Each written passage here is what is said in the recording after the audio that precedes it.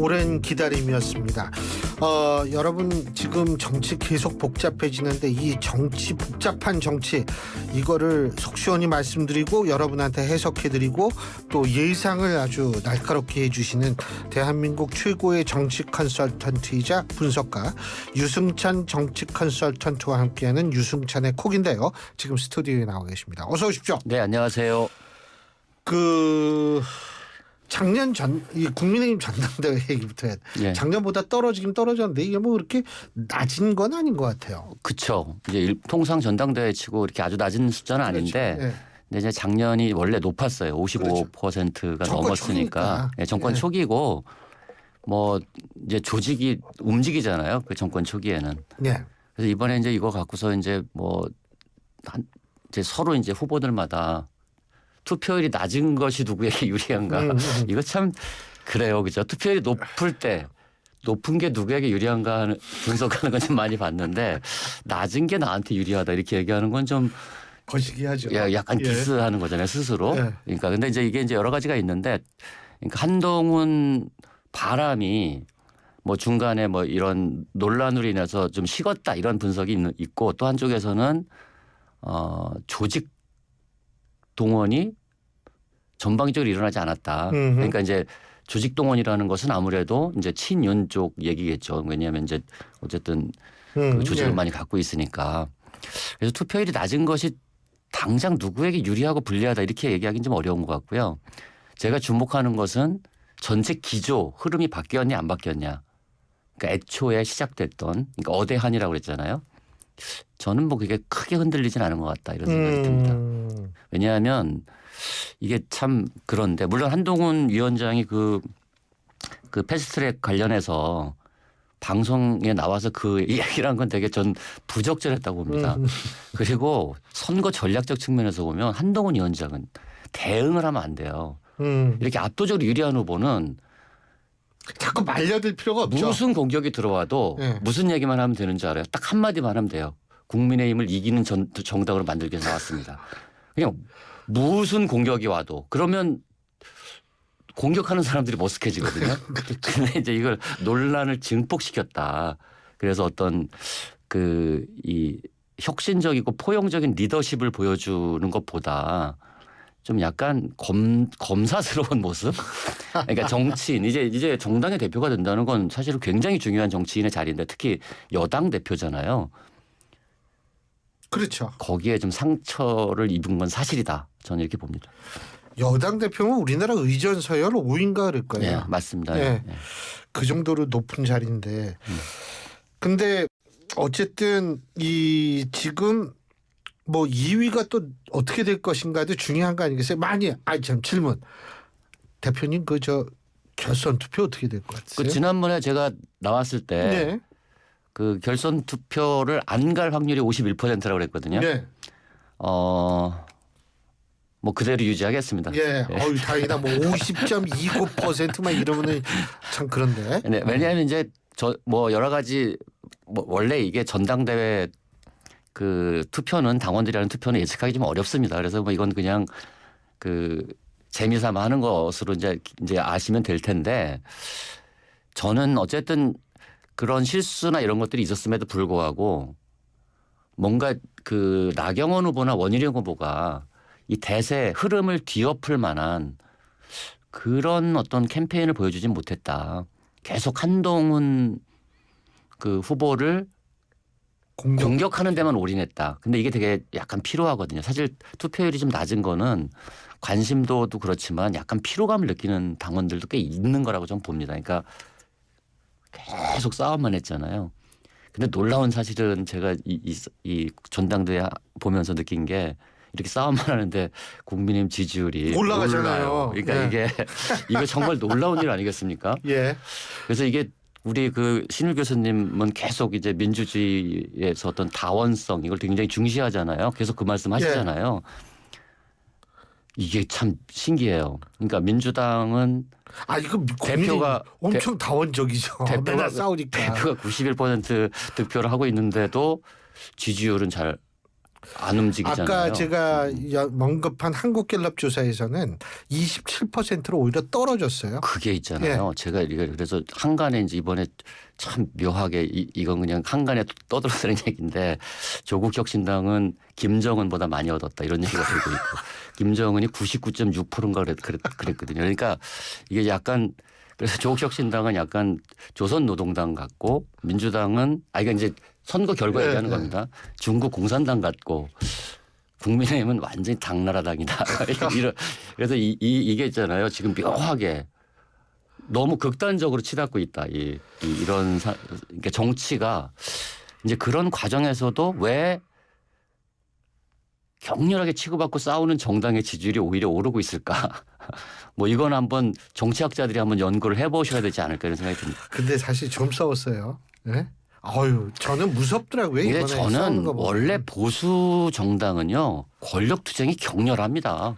뒤가 아유. 없어요. 근데 이제 지금 이른바 저는 뭐 진보 정당이라고 부르지는 않지만 어쨌든 민주당은 그게 안 돼요 지금 오히려 그 상황이 완전히 이번 총선 이후에는 와 너무 조용한 거 아닙니까? 너무 조용할 뿐만이 아니라 이게 사실은 이 다양성 이게 진보라는 게 우리나라 사람들이 좀 헷갈리는 게 진보하고 리버럴리즘하고 자유주의하고 좀 이걸 혼동을 하는 경우가 많아요. 그런데 글쎄 그 민주주의라는 건 자유주의라는 것이 굉장히 중요한 역할을 하는데 이 다양성이 굉장히 부족하면 그렇죠. 이거는 뭐 투쟁 정당으로서는 일사불란함을 보여줄 수 있을지 모르지만 민주주의를 주장하기엔 좀 약하지 않나 이게 원래 이제 경제적으로 보면 민주당도 이제 굉장히 보수화됐어요. 네. 그러니까 굉장히 보수화됐죠. 네. 보수화됐는데 진보의 정체성을 유지해 온 것. 미국 민주당이나 유럽의 이 진보 정당들은 경제적으로 신자유주의를 선택할 수밖에 없었어요. 그러니까 그 분들도. 근데 이제 리버럴 이슈에서 굉장히 진보적으로 대응해 왔기 때문에 그런 다원주의 사회를 반영하는 정강 정책들 그렇죠. 그리고 그런 문화 이런 것들을 만들었기 때문에 진보 정당으로 불려왔거든요. 근데 이제 우리 민주당은 사실 그런 다원주의 리버럴리즘에서는 굉장히 미흡하죠. 오히려 더 일사불란해지고 있는 상황. 이런 것들이 좀 아이러니인 것 같아요. 근데 사실은 정말 죄송한 얘기지만 더불어민주당 전당대회 별 사람들이 관심이 없어요. 관심이 없죠. 예? 아니 관심이 있겠어요, 근데? 아니 그 김두관 후보 같은 경우에 20% 하냐 마냐 뭐 이렇게 되면 관심 좀 갈 텐데 8% 막 7% 이러니까 얘기하면 관심을 줄 수. 제가 지난번 방송에서 김두관 후보가 30%를 넘게 맞아요. 그런 득표하면 말씀하셨죠. 민주당에도 좋고 이재명 대표에게도 좋을 것이다 이렇게 말씀을 드렸는데 상황은 오히려 더 극단적으로 가고 있어요. 아니 두 자릿수를 못 얻고 있잖아요 지금. 저도 좀 충격받았어요. 이런 그러니까 득표율을 보면서 그리고 이것이 지금 추세로 보면은 전체적으로 그냥 이어질 것 같은 느낌이 들거든요. 이건 굉장히 안 좋습니다. 민주당한테는. 그러니까 이거는 이제 다원성은 제쳐두고 그래서 김두관 후보가 오늘 또 그 페이스북인가 어디에 이상한 말 올렸다가 바로 지웠잖아요. 약간 말실수하신 것 같더라고요. 그러니까 이게 집단 지성이 아니라 집단 쓰레기다 뭐 이런 이제 표현을 썼다가 지웠다고 하는데 저도 기사 봤어요. 근데 이게 내가 볼 때 그 욱하는 감정 안에는 그게 있었을 수도 있다 뭐 이런 생각이 들긴 하는데 아무튼 저는 이 폴라리제이션이 극화하고 있다는 거잖아요. 이게 집단 극화. 집단 지성보다 요즘엔 집단 극화가 훨씬 우려되는 상황이라고 보거든요. 이것이 이제 부족화 현상 중에 하나인데 부족의 시대는 원래 추장을 중심으로 똘똘 뭉치는 거잖아요. 민주적 다원주의랑은 전혀 관련이 없거든요. 근데 이제 민주당이 만약에 이런 상태들 그러니까 이제 일극 체제라고 얘기하잖아요. 일극 체제가 계속 유지되면 거기에 이야기가 자라날 틈이 없고 서사가 사라지면 관심에서 멀어지거든요. 이 지루한 순간들을 앞으로 얼마나 남았죠? 대통령 선거까지 아직 시간이 많이 남지 않았습니까? 그렇죠. 이게 저는 지금 상황은 자칫 잘못하면 그 이회창 두 번째 후보를 능가하는 지루함을 만들어낼 가능성이 있다. 저는 이렇게 봅니다. 아까도 북한이나 중국 투표율만 보면 그렇다는 말씀을 득표율만 보면 그렇다는 말씀을 하셨는데 우리 정치사에 이렇게까지 극단적인 경우는 거의 없지 않았습니까? 네. 근데 이제 저는 사실 뭐냐면 이 정도로 일극 체제이면 핵심 인물의 위기가 정당으로 그대로 전이가 될 수밖에 없지 않습니까? 그렇죠. 네. 전 이게 제일 문제인 것 같아요. 그리고 또 하나 지금 이제 이 당대표 득표율에 가려서 얘기되지 않고 있는 게 이제 정봉주 후보가 최고위원 득표 1위를 하고 1위 있어요. 하고 있죠. 21%를 넘게 얻고 있더라고요. 이렇게 최고위원은 이게 21%면 되게 높은 그렇죠. 득표율이 여러 명이 나오기 때문에 그래서 민주당 현역 의원들이 굉장히 놀라워하고 있어요. 네. 그러니까 정봉주 후보의 특징이 뭐냐? 더 세게 얘기하는 거잖아요. 그렇죠. 투쟁력. 그러니까 탄핵 네. 아무튼 이 얘기를 계속 하면서 그러니까 뭔가 그 강성 지지층의 마음을 확 사로잡는 거죠. 그렇죠. 근데 제가 이렇게 역사를 보면 이 화전파, 전투파, 강경파들이 득세하고 일병도로 가면 반드시 위기가 찾아옵니다. 야, 아니 그리고 잠깐만 요 얘기도 좀 이제 이원석 총장 그 검찰총장 패싱 논란, 김건희 여사 조사받고 이런 거는 아마 국민들이 다 수긍을 할 텐데 이거 패싱한 거 어떻게 보세요? 정말 좀 충격입니다. 그냥 저는 정치를 이렇게밖에 못하나 뭐 이런 생각이 들고 사실 이게 이제 뭐 그 영부인이 조사받은 것, 그러니까 여사가 조사받은 것 자체는 의미가 있는 일이잖아요. 그러니까 이게 벌써 4년 만이에요. 4년이 넘었더라고요. 네. 최초 고발. 이게 열린 민주당이 2020년 4월 7일 날 자본시장법 위반으로 고발을 한 거예요. 그때 이후에 2020년이니까 지금 4년이 지난 그렇죠. 거예요. 물론 그 전에 그 도이치모터스 관련해서는 뭐 1차 무슨 서면 질의, 2차 서면 질의 이런 게 있었어요. 이런 과정들이 있었는데 어쨌든 직접 조사를 한 것까지는 좋은데 이 총장을 패싱했단 말이에요. 근데 이게 참 묘하게 데칼코마니 같아요. 왜냐하면 예.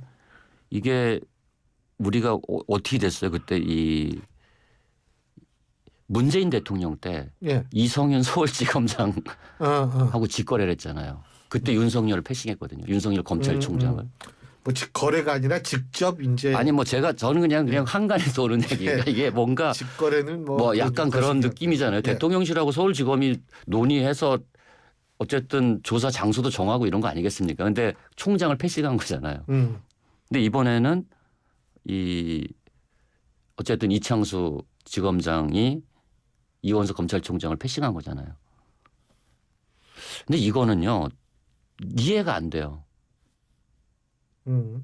쓸데없이 논란을 키워서 조사 결과 자체를 완전히 무력화했을 뿐만 아니라 오히려 조사 받은 취지가 지금 오히려 역풍이 불고 있어요. 왜냐하면 일단 이원석 검찰총장이 특혜라고 얘기했어요. 특권이라고 검찰총장이 얘기했어요. 검찰총장이 특권이라고 얘기했기 때문에 이거는 뭐 야당이 얘기한 거하고는 차원이 좀 다르다고 좀 보고 그리고 법불악의 이런 표현도 썼어요. 네. 네, 법이 권력 앞에 아부하면 안 된다. 이 얘기했는데 이거 지금 직격탄을 날린 거라고 봅니다. 저는. 그런데 왜 이렇게까지 갈등을 키웠을까 하는 문제. 저는 사실 상식적으로 이해가 안 됩니다. 대통령실이 총장 패싱은 검찰 내부 문제가 아니고 특혜 조사가 아니다라고 그랬는데 네. 우리는 그 얘기를 하는 게 아니에요. 왜 패싱을 했느냐 하는 문제죠. 그럼 이게 내부 문제다? 검찰은 상명하복이 뚜렷해야 될 조직 아닙니까? 그렇죠. 네. 그렇기 때문에 이게 특혜도 아니다. 이 문제가 아니고 왜 이 패싱이 일어났냐. 이게 상식적이지 않으니까 사람들이 이 문제를 가지고 얘기를 하는 거거든요. 그렇죠. 네. 예? 그리고 뭐 물론 그 거래라는 표현은 전 동의하지 않고 물론 그런 의미로 유 대표님이 쓰신 건 아니지만 대통령과 그 문재인 정권 때 이성윤 지검장 뭐 이런 관계에서도 그때 말들이 많았거든요. 말들이 많았죠. 예. 네. 근데 지금 이렇게 하는 거 저는 사실 좀 그러니까 오히려 조사를 함으로써 논란을 키운 뭐 이런 상태라고 좀 보이고 그래서 조사 자체 있잖아요. 조사를 한 것, 조사 내용 이건 관심이 없어요 지금. 검찰총장을 왜 패싱했냐. 그리고 검찰 내부의 권력투쟁. 앞으로 이것이 이제 메인 이슈가 됐죠 지금은. 네. 그게 권력 투쟁이라고 하여간 아니 이럴 수가 있는지 모르겠어요, 진짜. 예? 그렇죠. 예. 근데 아니 저도 이게 굉장히 그러니까 지금 수사 내용 뭘 수사했느냐 이런 거 사람들이 관심이 없어요. 야 어떻게 그렇게 패싱을 할 수 있지 이것만 한데 이거 자체는 저는 굉장히 이 정권 측에 또 나중에 부담으로 작용하게 되지 않을까. 네, 그렇게 저도 그렇게 봅니다. 예, 오늘 말씀 여기까지 듣겠습니다. 고맙습니다. 네, 고맙습니다. 예, 지금까지 유승찬 정치 컨설턴트였습니다.